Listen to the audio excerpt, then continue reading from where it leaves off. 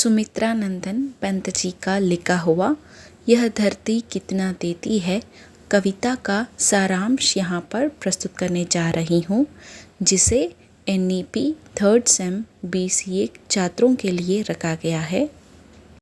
प्रकृति के सुकुमार कवि सुमित्रानंदन पंत का जन्म अल्मोड़ा के निकट कौसानी ग्राम में हुआ था। इनके पिता का नाम श्री गंगादत्त पंत तथा माता सरस्वती देवी थी। इनका बचपन का नाम गोसाई दत्त था।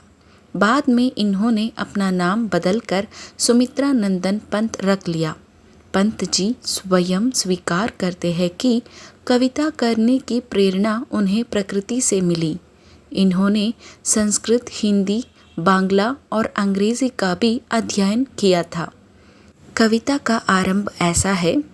मैंने छुटपन में छिपकर पैसे बोए थे, सोचा था पैसों के प्यारे पेड़ उगेंगे, रुपयों की कलदार मधुर फसलें खनकेगी और फूल फल कर मैं मोटा सेठ बनूंगा। पर बंजर धरती में एक न अंकुर फूटा, बंदिया मिट्टी ने न एक ही पैसा उगला। सपने जाने कहाँ मिटे, सब धूल हो गए। मैं हताश हो बाट जोहता रहा दिनों तक, बाल कल्पना के अपलक पावड़े बिछाकर। मैं अबोध था, मैंने गलत बीज बोए थे। इसका सार है, पंत जी कहते हैं कि मैंने बचपन में छिपकर धरती में कुछ पैसे बो दिए थे, यह सोचकर कि इससे पैसों के पेड़ उग आएंगे और रुपयों पैसों से भरी फसलें खनकेगी और मैं धनवान सेठ बन जाऊंगा।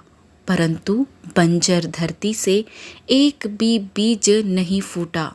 जो सपने मैंने देखे थे वह सब मिट्टी हो गए और मैं परेशान होकर कई दिनों तक प्रतीक्षा करता रहा कि अब पैसों के पेड़ उगेंगे, कि अब बचपन की कल्पना में मैं अपने पलकों रूपी पाँव बिछाकर अर्थात उसके अंकुर निकलने के इंतज़ार में था। मैं अनजान बालक था, यह नहीं जानता था कि मैंने गलत बीज बोए हैं। अगली पंक्ति है। ममता को रोपा था, तृष्णा को सींचा था, अर्धशती अहराती निकल गई है तब से, कितने ही मधु पतझर बीत गए अनजाने। ग्रीष्म तपे, वर्षा झूली, शरदे मुस्काई, सी कर हेमंत कंपे, तरु झरे खिले वन। ओ जब फिर से गाड़ी ऊदी लालसा लिए, गहरे कजरारे बादल बरसे धरती पर। इसका सार है, पंत जी कहते हैं कि मैंने उन पैसों को बड़ी ममतामय भावना के साथ बोया था और लालसा के भाव से उसे सींचा था, अर्थात उस पेड़ से पैसे प्राप्त करने के लालच में मैंने उसको रोपा था। तब से लगभग 50 वर्ष बीत गए हैं। कितने ही वसंत और पतझड़ के मौसम बीत गए, कितनी ही गर्मी की ऋतु, सर्दी की ऋतु, सर्द बर्फीली सर्दी बीत गई, कांप कांप कर सर्दी बीत गई। वर्षा ऋतु समाप्त हो गई, वृक्ष के पत्ते झड़ गए, फिर से वन हरे भरे हो गए। मौसम बदलते रहे, आते रहे, जाते रहे, और जब भी काले बादल धरती पर बरसे तब भी मेरे मन से लालसा नहीं गई। मैं उन पैसों के पेड़ों के उगने की लालसा को लेकर बैठा रहा कि शायद अब पैसों के पेड़ उग जाएंगे। मनुष्य की लालसा कभी समाप्त नहीं होती, वह निरंतर बढ़ती ही रहती है। अगली पंक्ति है।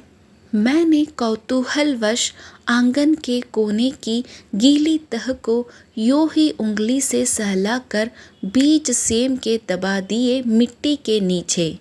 भू के अंचल में मणि माणिक बांध दिए हो। मैं फिर भूल गया था छोटी सी घटना को, और बात भी क्या थी याद जिसे रखता मन। किंतु एक दिन जब मैं संध्या को आंगन में टहल रहा था, तब सहसा मैंने जो देखा उससे हर्ष विमूढ़ हो उठा।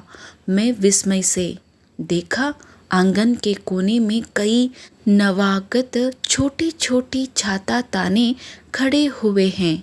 इसका सार है, पंत जी कहते हैं कि एक दिन मैंने उत्साह में आंगन के कोने में गीली मिट्टी को सहलाकर उसके नीचे सेम के कुछ बीज दबा दिए। तब मानो मैंने धरती के नीचे बहुमूल्य रत्नों को बांध दिया हो।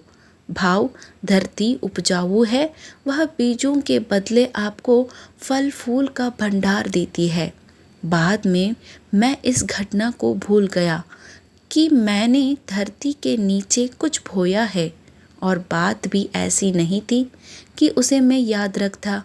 परंतु एक दिन जब शाम को मैं आंगन में टहल रहा था, तो अचानक मैंने देखा और मैं हैरानी एवं खुशी से भर गया कि आंगन के कोने में छोटे छोटे नन्हे पौधे खड़े थे, सिर पर छाता को ताने। कवि कहते हैं कि मैंने जो धरती में बीज बोए थे, आज उन्होंने पौधों का रूप धारण किया है। अगली पंक्ति है, छाता कहूँ कि विजय पताकाए जीवन की, या हथेलियाँ खोले ते वे नन्ही प्यारी, जो भी हो वे हरे हरे उल्लास से भरे, पंख मार कर उड़ने को उत्सुक लगते थे, डिंब तोड़ कर निकले चिड़ियों की बच्चे से। निर्निमेष क्षण भर मैं उनको रहा देखता, सहसा मुझे स्मरण हो आया कुछ दिन पहले बीज सेम के रोपे थे मैंने आंगन में, और उन्हीं से बौने पौधों की यह पलटन मेरी आंखों के सम्मुख अब खड़ी गर्व से नन्हे नाटे पैर पटक बढ़ती जाती है।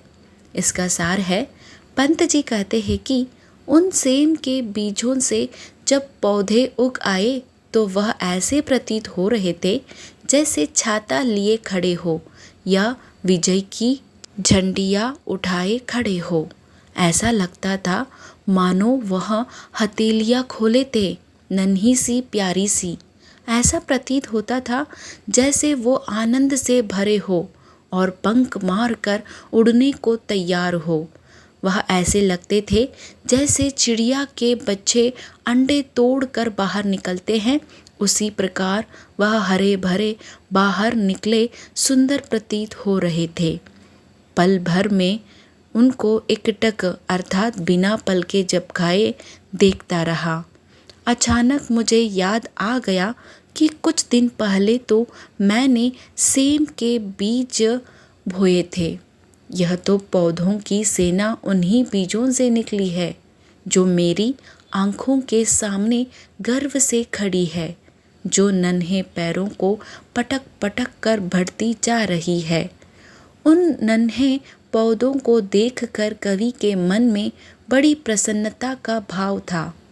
अगली पंक्ति है, तब से उनको रहा देखता, धीरे धीरे अनगिनत पत्तों से लद भर गई झाड़ियाँ, हरे भरे टंग गए कई मखमली चंदोबे, बेले फैल गई पलखा आंगन में लहरा, और सहारा लेकर बाड़े की टट्टी का हरे हरे 100 झरने फूट ऊपर को मैं अवाक रह गया, वंश कैसे बढ़ता है।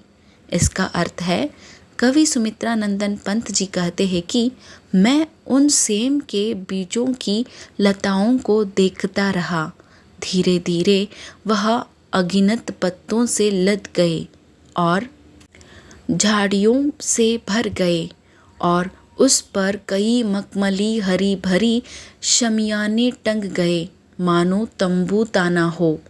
तब आंगन में लहरा कर बल आकर कई बेलें फैलने लगी। वह बाड़े की फट्टियों की दीवार के सहारे से बढ़ने लगे। ऐसा प्रतीत होता था मानो हरे हरे 100 झरने फूट पड़े हो। मैं हैरान होकर खड़ा रहा और सोचता रहा कि यह वंश कैसे बढ़ता जा रहा है। अगली पंक्ति है, यह धरती कितना देती है, धरती माता कितना देती है अपने प्यारे पुत्रों को। नहीं समझ पाया था मैं उसके महत्व को बचपन में। छी, स्वार्थ लोभवश पैसे बोकर। इसका सारांश है, कवि कहते हैं कि कुछ समय पर उसमें कई कलियां उग आई, कितनी सारी फलियां उस पर लगी। तब कवि को महसूस हुआ कि धरती माता तो अपने प्यारे पुत्रों के लिए कितना देती है, मैं तो उसे समझ नहीं पाया था। इसी कारण बचपन में लालसा में पड़कर लोभवश मैंने अपने स्वार्थ के कारण धरती में पैसे बो दिए थे कि पैसों के पेड़ उग आएंगे, परंतु मैं नहीं जानता था कि हम जैसा बोएंगे वैसा ही प्राप्त करेंगे। अगली पंक्ति में पंत जी ने कहा है, रत्न प्रसविनी है वसुधा, अब समझ सका हूँ। इसमें सच्ची ममता के दाने बोने हैं, इसमें जन की क्षमता के दाने बोने हैं, इसमें मानव ममता के दाने बोने हैं, जिससे उगल सके फिर धूल सुनहली फसलें।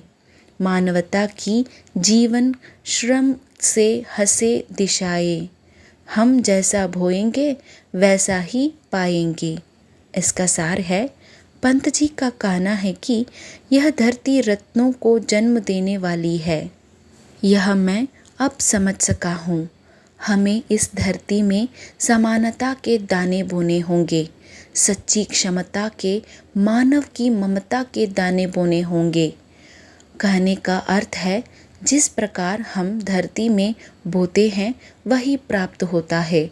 उसी प्रकार यदि आप समानता, सामर्थ्य, ममता के भाव रखेंगे तो वही भाव आपको भी प्राप्त होंगे, जिससे सुनहरी फसलें उगेगी, मानवता का प्रसार हो सके, चारों दिशाओं में प्रसन्नता का भाव हो, क्योंकि हम जो बोएंगे वही प्राप्त करेंगे। यदि आप अच्छी भावना रखते हैं तो अच्छा ही प्राप्त करेंगे और बुराई के बदले बुराई प्राप्त करेंगे।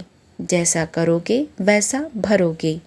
यह था प्रस्तुत कविता का सारांश।